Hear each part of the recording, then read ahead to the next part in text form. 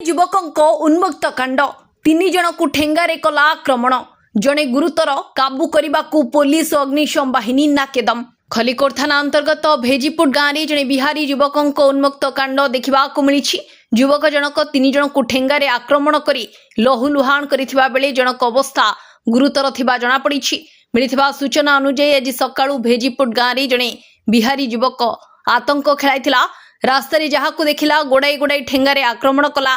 तेबे रास्ता जाउथिबा जने कॉलेज छात्री और अन्य जने स्थानीय युवक आक्रमण रे सामान्य आहत होइथिबा बेले घर आगरे छिड़ा होइथिबा जने अवसर प्राप्त सरकारी कर्मचारी सुबल साहू को मुंडरे ठेंगा पहाड़ बाजिबारु से गुरुतर भावे आहत होई तळे पड़ी जाइथिले। तेबे तुरंत तांको उद्धार करा जाई चिकित्सा पई खलिकोट गोष्ठी स्वास्थ्य केंद्र रे भर्ती करा जाइथिला।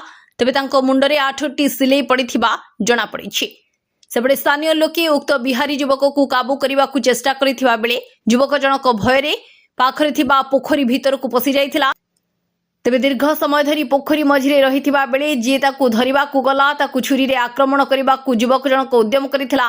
परे खबर पाई भेजीपुट फांडी अधिकारी देवाशीष मिश्र पुलिस टीम सह घटनास्थल में पहुंची एवं खलिकोट दमकल बाहिनी सहायता रे उक्त बिहारी युवक को काबू करिबारे सफल होइथिले।